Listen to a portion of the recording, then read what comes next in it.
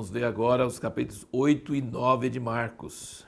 Eu queria que você prestasse atenção em algo que já vem vindo em todos os capítulos anteriores de Marcos. Fala muito sobre as reações e as emoções de Jesus. Vamos rapidamente dar uma olhada. O capítulo 1, 41 diz: Jesus, pois, compadecido dele, do leproso, estendendo a mão, tocou e disse: quero ser limpo. Jesus, compadecido dele. Foi a compaixão de Jesus que gera os milagres. Você vai ver isso quantas vezes. Capítulo 2 de Marcos, versículo 5 diz: e Jesus, vendo-lhes a fé, disse ao paralítico: filho, perdoados são os teus pecados. Então ele viu eles descendo o homem pelo telhado da casa e vendo a fé, disse ao paralítico. É reação de Jesus. Ele viu a fé e aí ele agiu. Capítulo 3, versículo 5. Olhando em redor para com eles, com indignação, condoendo-se da dureza dos seus corações, disse ao homem: estende a sua mão. Ele a estendeu e foi estabelecido. Isso é um homem que tinha a mão ressequida, gente. Isso é um milagre assim. Tem que reconstituir carne, músculo, nervo para estender a mão. Uma mão ressequida, totalmente atrofiada. E Jesus estava ali e os fariseus olhando e falando assim: vamos ver se ele vai fazer no sábado. Os fariseus não tinham nem noção do milagre e nem noção de compaixão da pessoa. E aqui eu digo que é um milagre que Jesus fez com raiva. Ele fez com compaixão do homem, logicamente, mas ele diz aqui: ele olhou em redor para eles com indignação, condoendo-se da dureza dos seus corações. A compaixão dele do homem e a raiva deles de não ter compaixão do homem. Olha que coisa. Então, assim, veja, uma cura estabelecida com raiva e com compaixão também. No capítulo 4, 40, quando ele acalmou a tempestade, então ele lhes perguntou: por que sois assim tímidos? Ainda não tendes fé? O capítulo 5, versículo 30, ele diz: e logo Jesus, percebendo em si mesmo que saíra dele poder, virou-se no meio da multidão e perguntou: quem me tocou as vestes? Ele sentiu sair a cura para aquela mulher que tocou ele. Capítulo 6, versículo 6 diz: admirou-se da incredulidade deles. Versículo 34 do 6. E Jesus, ao desembarcar, viu uma grande multidão e compadeceu-se deles, porque eram como ovelhas que não têm pastor. Então Jesus, a compaixão dele levou ele a multiplicar aqueles pães com compaixão pela multidão. E o capítulo 8 aqui, versículo 2, ele fala: tenho compaixão da multidão, porque já faz 3 dias que estão comigo e não tenho o que comer. Compaixão gerou a outra multiplicação dos pães. E o versículo 12, ele, suspirando profundamente em seu espírito, disse: por que pede essa geração um sinal? Ele, diante dos fariseus pedindo um sinal para provar que ele é Messias, ele suspirou profundamente em seu espírito. Está vendo? Outros evangelhos só falam que ele respondeu, que ele falou. Aqui em Marcos ele explica o sentimento de Jesus, as emoções de Jesus, suspirando para curar, suspirando para reclamar dos fariseus, da pergunta deles, né?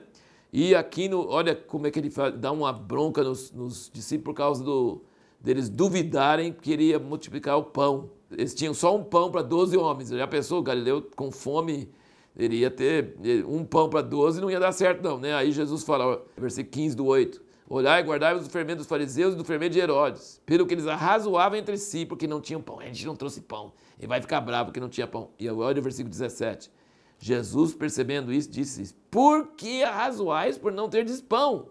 Não compreendeis ainda? Não entendeis? Tende o vosso coração endurecido?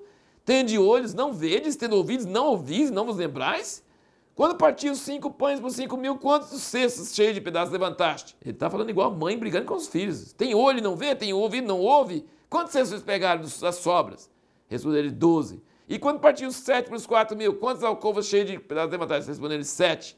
Não entendeis ainda? Então você vê como Jesus estava bravo, né?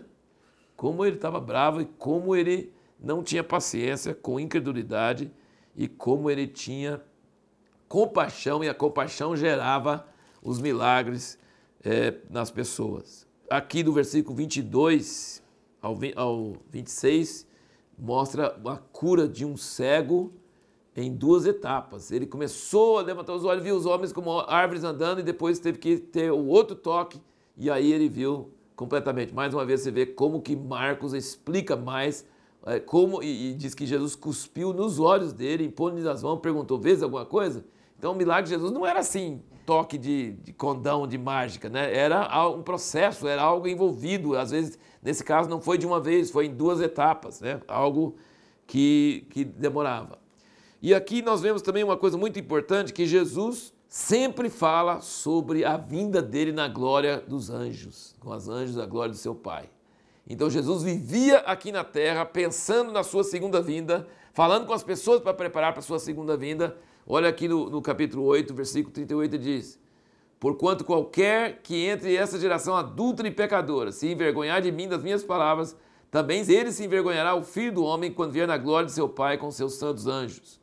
Então ele está sempre falando da vinda dele na glória de seu Pai com os santos anjos. Você percebe que isso aqui é uma ênfase de Jesus. Ele vivia com essa perspectiva e achou que nós também deveríamos viver com essa perspectiva de não se envergonhar dele agora, para que Jesus não se envergonhe de nós quando ele vier com os santos anjos. E aí no versículo 1 do 9 ele diz: disse-lhes, mas em verdade vos digo que dos que aqui estão, alguns há que de modo nenhum provarão a morte, até que vejam o reino de Deus já chegado com poder. Mas você fala assim, mas não veio até hoje, como é que eles não provaram a morte até ver? Mas aí no versículo 2 fala: 6 dias depois, tomou Jesus consigo a Pedro, Tiago e João e foi transfigurado diante deles. Eles viram Jesus por alguns minutos na glória que ele vai ter quando ele voltar. Então ele chama isso de reino de Deus vindo com poder, tá? Então eles não morreram antes de ver o reino de Deus vindo com poder, porque 6 dias depois eles viram, tá? Então eles não viram o reino de Deus sendo estabelecido na terra, segundo a vinda de Cristo, isso não aconteceu até agora. Mas eles viram Jesus em glória, não da forma carnal como ele estava antes, mas em glória, transfigurado. E Jesus sabia que isso ia acontecer e levou 3 com ele, Pedro, Tiago e João, sempre leva esses 3. Por que ele levou 3? Para que eles fossem testemunhas, porque senão podia falar que era uma alucinação, mas não tem alucinação coletiva. Se 3 pessoas veem a mesma coisa, é porque realmente aquela coisa existiu.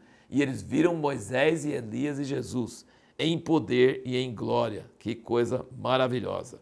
Vamos ver aqui o seguinte: quando ele desceu do monte, tem muito mais detalhes aqui sobre o menino epiléptico também. Veja como Marcos entra em detalhes. Ele fala com o pai, conversa com o pai, o menino está se debuxando no chão, aquela coisa toda assim esquisita, e Jesus na maior calma conversando com o pai. Mas aí juntou a multidão e ele falando assim, você está perguntando assim, podes? Versículo 23, ao que lhe disse Jesus: se podes, tudo é possível ao que crê. E o pai fala imediatamente: creio, ajuda a minha incredulidade, que ele reconheceu que não tinha fé. E Jesus não tem muita dó de incredulidade não, tá? Jesus é bem bravo sobre a incredulidade. Ele não acha que a incredulidade é fraqueza não, ele acha que a incredulidade é perversidade de coração. Mas ele vendo a multidão se ajuntando, ele repreendeu e expulsou, e o menino ficou como morto. Todo mundo falou, morreu, mas ele falou, não, levantou ele. E aí os discípulos perguntam, por que a gente não conseguiu expulsar? E ele falou, essa casta só sai com jejum e oração. Mas Jesus não jejuou e orou, Jesus expulsou na hora. E a pergunta nossa no último vídeo foi essa: por que Jesus não precisou jejuar e orar? Sabe por quê? Porque ele passou pela tentação do diabo, ele amarrou o valente. Ele andava no nível de autoridade que não precisava de jejuar e orar para atingir aquele nível. Ele já estava andando sempre nesse nível.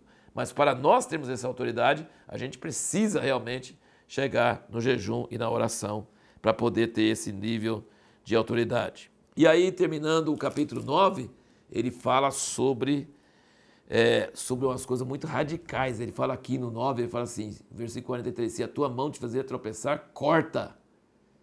Versículo 45, se o teu pé te fizer tropeçar, corta. Versículo 47, se o teu olho te fizer tropeçar, lança-o fora. Melhor entrares no reino de Deus com um só olho do que ter 2 olhos e ser lançado no inferno. Então Jesus está sempre falando sobre entrar no reino de Deus. Jesus vivia com a perspectiva do reino. E nós temos muita dificuldade em ser radical, em cortar.